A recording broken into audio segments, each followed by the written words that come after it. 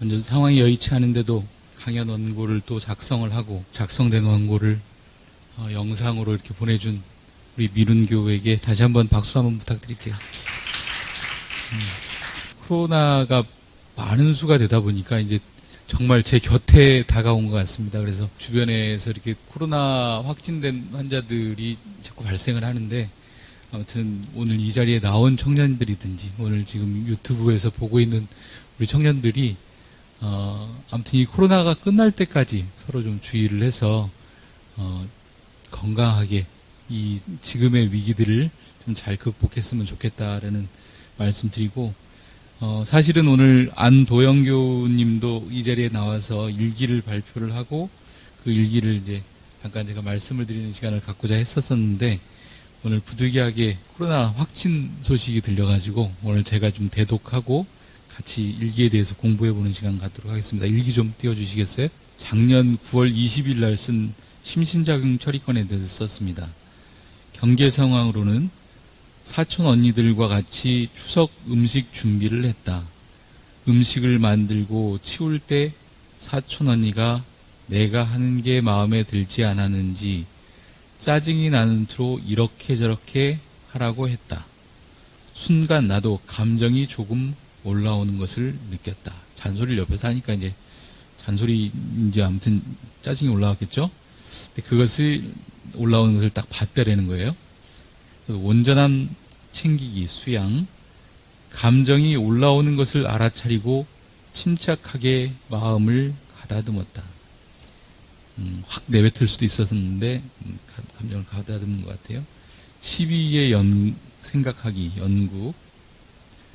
사촌 언니가 나보다 일을 더 잘하니 더 좋은 방법을 알고 있을 테고 그만큼 내가 하는 것이 답답해 보였을 수 있다. 게다가 사촌 언니는 평소에 하는 말들이 짜증 섞인 것처럼 들리고 상대방을 비난하거나 미워하는 의도는 없다. 언니가 더 효율적으로 일하는 법을 알고 있으니 언니가 하라고 하는 대로 하면 옳고 일을 더 빨리 끝낼 수 있을 것이고 이롭고 감정이 올라온다고 투정을 부린다면 아닐비 일도 빨리 못 끝나고 사촌 언니와 투닥거릴 수 있을 것이다. 해로울 해자입니다. 예, 취사하기. 일단 언니가 하라는 대로 하고 생각이 정리되니 언니의 행동이 이해가 갔고 올라왔던 감정도 잘 풀렸다. 오늘 이 자리에 없어서 제가 말글로 좀 준비를 했습니다. 그 경계 상황에 대해서는 뭐 이제 대체적으로 이해를 했는데 이제 12회를 챙기는 과정에서 몇 개 우리가 조금 더 챙겨봐야 될 부분이 있는 것 같아서 감정을 해봤습니다. 위에 이제 점점점점 찍혀있는 글들 좀 보시죠. 12회 생각하기에서 사촌 언니가 나보다 일을 더 잘하니 라는 분별성이 발동을 한 겁니다. 사실은 잘한다, 잘 못한다에 대한 우리가 것은 없죠. 그 사촌 언니가 나보다 일을 더 잘하니 어떤 일에 대한 부분이 좀 명확하게 지금 드러나 있지 않아서 그러는데 일을 더 잘하니 그런 분별하는 마음이 지금 딱 생겼다는 말이죠. 더 좋은 방법을 알고 있을 테고 그만큼 내가 하는 것이 답답해 보였을 수 있다. 내가 하는 것이 답답해 보였을 수 있다. 답답해 보였을 수 있다라는 거죠. 그러니까 제 스스로 언니는 그런 생각이 전혀 없었었는데 제 스스로 그냥 주착을 해버린 거예요. 언니가 더 잘하니까 나는 내 마음에는 답답해 보이겠지라는 그런 주착심이 생긴 거예요. 게다가 사촌 언니는 평소에 하는 말들이 짜증 섞인 것처럼 들리고 평소에 하는 말들이 짜증 섞인 것처럼 들리고 평소에 하는 말들이 짜증 섞인 말처럼 들린다라는 것이 주착이에요. 주착. 내 마음이 그 언니는 항상 그렇게 얘기하는 사람이야 라고 마음이 주착되어 있다는 거죠. 그러다 보니까 이제 그런 것을 풀어나가는 과정들이 그래 언니는 그런 사람이니까 나는 그냥 이렇게 하면 돼 라고 피경을 하는 경우들이 생긴다는 거죠. 상대방을 비난하거나 미워하는 의도는 검사 생활로 급선회를 했습니다. 갑자기 것처럼 들리고까지 했는데 상대방을 비난하거나 미워하는 마음은 없었다. 갑자기 마음이 조금 이렇게 돌아서는 것 같아요.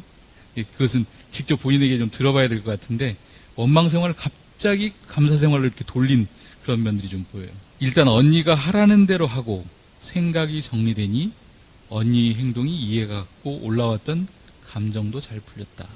이렇게 마무리를 했는데 여기서부터가 쓴 내용이 제가 일기를 본 내용에 대한 감정입니다. 일을 할 때는 사촌 언니가 날카로워지는 성격이 나타나는 모양입니다. 일을 딱 당하면 언니가 좀 날카로워지는 성격이 나타나지 않을까라는 그런 이제 궁금함이 생겼어요. 다음에 또 사촌 언니를 만나면 또 이렇게 피경을 할 것인가? 언니는 늘 날카로운 신경을 내뱉는 사람이야. 이렇게 하고 피경을 할 것인가? 우리가 그것을 공부를 해야 된다라는 거죠. 언니를 만났을 때 이 좋은 관계로 만나는 것이 아니라 일을 통해서 만나면 저 언니는 항상 나한테 잔소리할 사람이야. 나에게 싫은 소리 할 사람이야. 이런 주착의 마음으로 만나진다라는 거죠. 일이야 되어지고 관계야 어그러지지 않겠지만 도영교 마음이 또 이러한 경계로 불편을 겪지 않겠냐에 관한 얘기를 드리고 싶습니다. 그 순간의 경계를 넘기는 것은 잘했지만 또다시 이러한 경계가 왔을 때 피경을 하는 것이 습관이 되면 적절한 자기 주장이 필요할 때 자기 주장이 없어지고 지혜가 어두워질 수 있다는 겁니다. 그러니까 이 상황을 당해서 우리가 서로 간에 잘 할 수 있는 부분들을 지혜를 나눠서 해결을 해야 되는데 언니는 그런 사람이야. 난 여기서 그냥 말만 들어주면 돼. 이렇게 결정을 해버리면 스스로의 지혜는 어두워진다는 거죠. 분별성과 주착심이 없는 자기 주장을 통해 해두를 단련하고 요란함도 어리석음도 그름도 없는 선연의 관계를 맺어나갔으면 좋겠습니다. 이것이 제가 이제 오늘 그 일기를 본 감상에 대한 감정입니다. 그래서 우리 도영교우가 그 순간에 벌어진 일에 대해서는 잘 넘어섰어요. 넘어섰지만 또 그 언니를 만났을 때 우리가 정말 미운 사람을 만났을 때 계속 피해만 다닐 것이냐. 그것은 우리가 좀 생각을 해봐야죠. 그 사람과의 결국은 회원이 되질 않는 이상, 그 사람과의 마음이 풀어지지 않는 이상 내가 가는 그 어느 지점에는 항상 불편함이 존재를 하는 거죠. 근데 그 불편함을 우리가 계속 안고 살 것인가? 계속 안고 살지 않고 회원으로 풀어갈 것인가? 그것은 적절한 자기 표현을 통해서 언니와의 어떤 서로 간에 오해되는 부분들을 풀어야 된다. 이 말씀을 오늘 드리고 싶었던 겁니다. 예, 오늘 도영교우 일기에 대한 부분은 여기까지였고요. 미른교우가 강연해 준 내용에 대한 얘기를 좀 할까 합니다. 그 수훈 선생에 대한 부분은 조금 정리를 약하고요. 증산 선생에 대한 내용 중심으로 오늘 좀 말씀을 드릴까 합니다. 미른교우가 얘기한 대로 강일순 선생은 증산교의 창시자시죠. 스스로 부르기를 증산 대순이라고 이렇게 불렀다고 합니다. 아호를. 그리고 1871년에서 1909년 총 39년을 이렇게 살다가 돌아가신 그런 어른이시죠. 그리고 태생은 전북 정읍 출생입니다. 이분이 주장하셨던 수련법으로는 태좌정신법, 어머니 뱃속 안에서 고요하고 가만히 있던 그 모습들을 그 스스로 이렇게 유지를 하면서 바른 마음을 길러내라. 이것이 태좌정신법이라고 얘기를 합니다. 그래서 그 태좌정신법을 주장을 하셨고, 주문을 많이 외우시겠는데, 여러분들이 이제 잘 아는 훔치 뭐 이런 주문이 있죠. 예. 그 훔치한 그 주문이 이제 태을주라는 주문인데, 그 태을주, 시천주, 오주, 도리, 원서문, 서전서문 등을 암송케 했습니다. 주요 경전으로는 이제 대순정경이 이렇게 대순정경을 밝혀주셨는데, 주요 내용은 미래 세계는 평화 안락한 지상에 대한 성경을 묘사해 놓으신 내용이라고 전해집니다. 이분이 이제 39년간 살으셨던 내용들을 연도별로 좀 이렇게 보면 1871년 9월 19일 정읍에서 출생을 하셨습니다. 9세부터 14세까지 한문서당을 다니셨고 한문서당을 다니시면서도 굉장히 영특하셨던 모양이에요. 그래갖고 그 천자하고 지자만 이렇게 알려주셔도 그 뭐 하늘의 이치를 다 알으시고 그 땅의 이치를 다 알으시고 그래서 그 우주의 이치를 다 알으셨다. 그런 얘기도 전해지기도 합니다. 그래서 그 재미가 이제 한문하는 것도 별로 재미가 없어서 그런 이치들을 잘 아셔서 한문하는 것도 재미가 없어서 15세 때는 이제 그런 한문 배우는 것도 다 놓으시죠. 그래서 15세 때는 이제 농사일을 하시면서 직접 장농을 하시면서 세상 일을 좀 배우십니다. 그렇게 농사를 짓던 분이 21살이 되셔서 정씨라는 부인과 혼인을 하게 됩니다. 그러다 24세에 동학혁명이 발생을 해서 민중의 고통을 함께 체험하는 시간을 갖죠. 그 동학농민혁명 하시는 그분들 뒤를 이렇게 따라다니면서 때로는 사람을 살려주기도 하고 그분들을 만류하기도 하시고 그러셨던가 봐요. 그래서 그런 활동들을 통해서 24세 때는 이렇게 세상이 변하고 있구나에 대한 부분들을 아셨던 거죠. 근데 그렇게 24세 되시던 해에 한 1년 동안을 계속 동학농민혁명을 따라다니면서 그 세상의 여러 가지 그 불평등한 요소들을 많이 이해를 하시고 그런 사회적인 현상들을 많이 이해를 하시면서 도대체 이것에 대해서 누가 이런 세상들을 만들었을까? 누가 이런 세상들을 주장했을까라는 고민을 하시다가 종교에 대해서 또 심취를 하십니다. 그래서 유불선과 음양 참의 등에 대해서 25세 때는 공부를 하시죠. 그래서 그 공부한 내용을 가지고 세상 일이라는 것이 어떻게 돌아가는구나 이런 것을 이제 알아보시기 위해서 27세부터 한 3년 정도, 한 30세 정도까지는 전국 팔도를 이렇게 돌아다니면서 그런 세상들의 모습들을 관찰을 합니다. 그래서 31세 되시던 해에 전주 모악산 대원사에 들어가서 한 며칠인가를 이렇게 공부를 하셨는데 그때 돌을 깨치신 거예요. 며칠 만에. 그래서 이 대각을 이루셨다라고 얘기를 하는 것이고, 그러면서 당신 스스로가 옥황상제다, 나는 옥황상제다, 이런 표현을 하셨어요.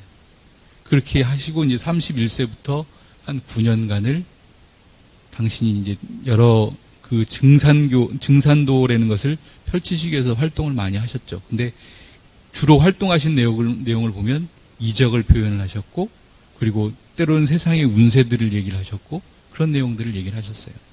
근데 왜 그러셨을까? 이것이 이제 조금 이따 제가 말씀을 드려야 될 내용입니다. 대종사님도 믿고 따르는 제자가 한 40여 분에 해당되는 부분들 중에 9분을 선택하셨던 것처럼 한 60여 명의 그 당신의 제자가 생기셨던가 봐요. 근데 60여 명의 제자가 생겼는데 당신이 한 9년간 그렇게 아까 말씀드린 그 퇴자정신법, 수련법 등이나 아니면은 태울주 이런 것을 열심히 외우면서 당시에 어려웠던 그 일제치하에 어려웠던 그 시대를 세상 사람들에게 넘기기를 함께 고민을 했었어요. 그런데도 세상은 변하지를 않았어요. 그 상태 그대로였어요. 일제시대 그대로였어요. 그러니까 세상 사람들이 이제 안 믿기 시작하는 거죠. 도대체 세상이 변한다라고 얘기를 했는데 왜 안 변합니까? 그러니까 이분이 39세가 되시던 해에 이 수련법을 통해서 계속 하다 보면 변할 것이다 라고 얘기를 했는데도 안 믿어주니까 이제 당신이 열반락을 놔두시는 거예요. 그러니까 돌아가시고 나니까 이제 그분을 따르던 사람들이 세상이 왜 이래? 분명히 변한다라고 얘기했는데 이렇게 된 거죠. 그래서 60여 명 중에 많은 분들이 이분의 주장을 가지고 새로운 종교들을 냅니다. 김영렬이라는 분이 모악산을 정점으로 해서 미륵불교라는 것을 냈고, 차경석이라는 분이 보천교, 그 다음에 안내성이라는 분이 여수에서 선도교, 이치복이라는 분이 원평에서 재화교. 그래서 여러 갈래의 그 종파를 냅니다. 그러던 분이 이제 보천교가 조금 한 60만 정도의 많은 인원들이 이렇게 늘어나면서 일제시대의 어떤 주목의 대상이 되니까 보천교를 보천교가 탄압을 받게 되죠. 그래서 보천교도 이제 없어지는 과정에서 또 이상호라는 분이 대법사라는 종단을 만들고, 최경대라는 분이 인도교를 만들고, 강상백이라는 분이 수산교를. 그래서 이 증산교의 어떤 종교와 분파들이 한 100여 개에 달하도록 이렇게 나눠졌다고 얘기를 합니다. 증산 선생이 가지고 있는 그 사상적 기반의 바탕에서 한 100여 개의 종파로 나눠졌다가 이것을 다시 합치려고 노력은 했지만 결국 그것은 실패하고 맙니다. 마지막으로 강일순 선생께서 9년 동안 주로 하셨던 그 내용들이 무엇일까? 그걸 이제 좀 정리를 해놓은 것이 있어요. 그 주요 내용은 사실은 회원과 보훈과 상생과 조화에 대한 활동을 하셨어요. 근데 그것을 어떻게 후대 사람은 정리를 하고 있냐? 신정정리공사를 하셨다라고 얘기를 합니다. 신정정리공사는 뭐냐면 그 과거로부터 여러 신들이 있었는데 그 신들이 복잡한 그 원한관계로 맺혀있던 것을 풀어줬다라는 거예요. 신정정리공사라는 것이. 그래서 신명계를 재정비하고 원한에 묻힌 신명들을 회원했다라는 겁니다. 근데 그 방법으로 회원공사를 했고 신단통일공사를 했고 기령발수 통일공사를 했다라는 겁니다. 그런 여러 가지의 당신이 신들 중에서도 그 어떤 종단을 그러니까 종교를 대표하는 신들끼리의 어떤 갈등들은 그렇게 해결을 해주시고 시족 간의 갈등들이 있었던 부분들은 시족 간의 갈등들을 해결해 주시고 그렇게 해결을 하셨다라고 이렇게 주장을 하시는 거예요. 또 하나가 세운공사입니다. 세상의 변화의 운도가 음시대에서 양시대로 선천에서 후천으로 이렇게 변해간다는 겁니다. 교훈공사입니다. 증산교 자체가 운수가 남법 후에 그러니까 굉장히 혼란한 법을 이렇게 지낸 후에 참된 법이 나도록 계획을 하셨다. 이것이 증산 선생님께서 이렇게 주장하셨던 내용이에요. 그래서 이런 주장들을 두고 가만히 생각을 해보니까 저는 이제 미룬교하고 틀리게 그냥 그렇게 말씀을 하시면 대종사님께서 말씀을 하시면 그렇겠지 생각을 하고 말아버려요. 그러니까 사실은 오히려 조금 멍청하죠. 좀 이렇게 왜 증산 선생을 우리가 대종사님이 드러나시면 더 증산 선생도 모시고 수은 선생도 모셔야 돼. 이런 궁금증들도 사실은 갖고 있어야 되는데 오히려 저는 대종사님이 그러셨으니까 그냥 그런 것이 맞겠지 이렇게 생각을 하고 있었어요. 근데 마침 그래도 우리 미룬교가 저에게 이제 공부할 기회를 좀 준 거죠. 난 이런 궁금함이 있었었는데 이렇게 풀어보니까 이런 이유가 있더라. 그래서 저도 다시 이제 그 역사를 보는 관점을 다시 좀 정리를 해봤습니다. 정산종사께서 이렇게 불법연구의 창건사 서문에서 역사의 진면을 이해를 할 때, 이렇게 이해를 해야 된다. 그걸 4가지로 말씀을 해주셨어요. 그때의 대세와, 그 당시에 이제 저희들이 나가야 되는 어떤 그 사회적인 상황의 큰 모습과, 그 주인공의 심경과, 그 법도 조직과, 그 실행 경로를 잘 해득하라 하셨습니다. 당시 상황을 보면 수은 선생이 오셨던 그때의 상황들을 보면 2조 500년을 저희들이 이렇게 보내오면서 반상의 차별, 적서의 차별, 남녀의 차별 이런 많은 차별의 어떤 그런 과정들이 있었죠. 그것에 이렇게 많이 억압되어 있던 민중들이 들고 일어날 그런 기운들이 있었던 거예요. 그래서 수은 선생이 당신이 이렇게 세상의 그 여러 가지 정황들을 지켜보니까 앞으로의 세상은 분명히 이것이 터져나갈 것이다. 반상의 이 양반과 상놈의 어떤 그런 차이, 적자와 서자의 그런 차이들을 이제는 뚫고 일어날 것이다. 이런 이해들을 미리 견지를 하신 거죠. 미리 깨달음을 하신 거죠. 또한 일본이 우리나라를 침략하여 식민정책을 통해 경제, 문화, 사회 등 여러 측면에서 공공연한 수탈을 진행하고 있던 시기였습니다. 증산 선생이 그 깨달음을 얻은 그 시기는 공식적인 집회는 일본 경찰의 감시의 대상이었고 자칫 민중을 선동하거나 일본의 식민정책을 비판하거나 그런 언어와 행동을 하는 그런 대상들은 제재의 대상이었죠. 그런 시기에 살으셨던 증산 선생은 과연 우리는 앞으로 해방을 위해서, 자주 해방을 위해서 우리는 어떻게 해야 된다, 이런 선동적인 언사를 하실 수 있었겠는가? 갑신정변이라는 시대를 지내면서 외세의 문물이 막 들어올 때 사람들이 그동안의 생활들과 막 바뀌는 그런 세상 속에서, 그리고 사람들이 그런 것에 굉장히 편리를 이렇게 느껴가는 그런 세상 속에서 우리 스스로가 가만히 생각을 해보면 정신 차리지 않으면 안 되겠다, 이 생각이 분명히 있었을 거라고 저는 생각을 합니다.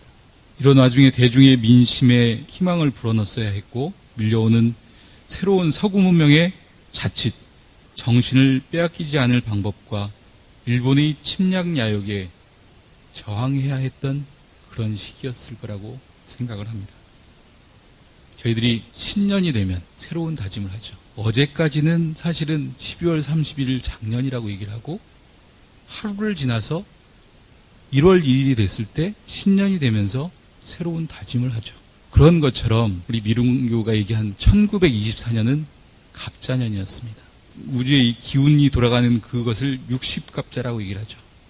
그럼 60갑자가 한 번씩 돌아올 때마다 새로운 기운이 생성이 된다라고 얘기를 합니다. 1864년도, 수훈 선생이 계셨던 1864년도 그 갑자년도 다시 갑자가 시작되는 그 해였습니다. 그런다고 봤을 때 한 해를 마무리하고 새해를 살아갈 때도 개인마다 새로운 다짐을 만들듯이 갑자년이 됐을 때는 우리가 지금의 묵었던 기운들을 새롭게 해야 되겠다라는 대중의 기운들이 분명히 있었을 거라고 저는 생각을 합니다. 그랬기 때문에 1824년 그 해는 원불교로 봐서는 무엇이 있었을까요? 1924년 불법연구회가 창립총회를 열었던 해입니다. 갑신정변 등에 의해 갑자기 우리 곁으로 다가온 외세 문물에 대한 자주적 대응, 그것은 수훈 선생께서 얘기한 보구간민과 광제창생의 정신이 향후에 발전하여 인내천 사상으로 변해갔습니다. 증산 선생은 일제 식민 통치하의 국가적 어려움 속에서 샤머니즘과 같은 일부 주술적 성격을 가미해서 그동안의 이 종교는 지금의 고통을 이겨낼 수 없다. 지금의 고통을 이겨낼 수 없다라는, 아까 경서를 이렇게 찢으셨다라고 그랬죠. 그리고 여성이 그것을 짓밟고 가셨다라고 그랬죠. 그것은 새로운 후천개벽을 알리는 또 다른 의미였다라고 미룬교는 얘기를 했습니다. 그런 것처럼 증산 선생은 이러한 퍼포먼스를 통해서 새로운 세상을 이끌어가고자 하는 그 정신적, 그리고 그 시대의 민중이 고통받는 부분들을 새롭게 거듭나고자 하는 그런 모습들을 저희들에게 심어주고자 하셨던 것 같습니다. 그렇지만 소태산 대종사께서는 진리적인 종교의 신앙과 사실적 도덕의 훈련을 주장하시면서 이적을 멀리하시며 누구나가 현실에서 행할 수 있는 보편적 교리를 펼쳐주심으로써 인생을 살아갈 요긴한 사은사유와 지혜를 갖추는 길 사막팔조를 밝혀주셨습니다. 이게 왜 세 분이서 연결이 될까? 두 분은 후천개벽을 열어주시는 신인으로 당신들은 사람의 어떤 마음을 끌어내기 위해서 때로는 이적의 모습으로서 사람들의 마음을 끌어내셨어요. 근데 그것이 안 되시니까 증산 선생은 마음을 접고 그냥 가셨어요. 근데 대종사님께서는 우리가 정말 떳떳하게 나아갈 수 있는 길이 무엇일까? 우리 인중이 함께 나아갈 수 있는 것이 무엇일까? 라는 고민을 하시다가 이적도 아니고 우리가 함께 나아갈 수 있는 것은 누구나가 다 실천할 수 있는, 누구나가 다 함께 나아갈 수 있는 길을 선택을 해야 된다. 그래서 사은사요와 사막팔조를 선택하셨다라고 저는 봅니다. 그래서 수훈 선생과 증산 선생과 대종사께서 후천개벽을 밝히신 성자는 분명히 맞습니다.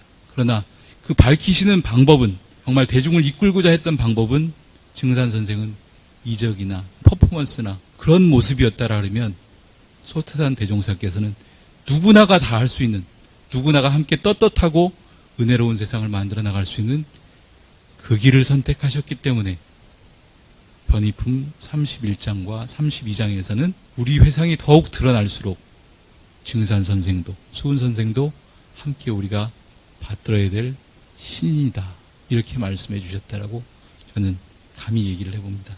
세상의 모든 성현들은 평화롭고 은혜로운 세상에서 만생령이 고루 잘 사는 대자 대비의 심정이 있으실 분, 더 이상도 더 이하도 없으실 것입니다. 다만 이러한 세상을 만들기 위해 천만방편으로 대중을 이끄시지만 이것을 바라보는 중생의 눈은 온갖 시비선악을 분별하여 판단하므로 성현들의 심정과는 다른 방향이 될 수가 있습니다. 오늘 미른교의 강연을 함께 연마하면서 저 역시 선입견에 대한 여러 가지 생각과 증산 선생과 수은 선생의 이해를 새롭게 하는 계기가 되었습니다. 부모들이 자녀를 키울 때도 그 가르치는 방법은 심교의 방법도 행교의 방법도 언교의 방법도 엄교의 방법도 있습니다. 그러나 그 부모의 마음은 우리 자녀가 잘 되기를 바랄 뿐입니다. 그런 것처럼 우리 성현들께서도 저희들을 바라보는 그 마음은 앞서 말씀드린 것처럼 평화롭고 은혜롭기를 바랄 것입니다. 그래서 앞으로 소태산 대종사가 더 세상에 드러나면 드러날수록 증산 선생과 수은 선생의 그 업적은 더 빛나질 것입니다. 이상입니다.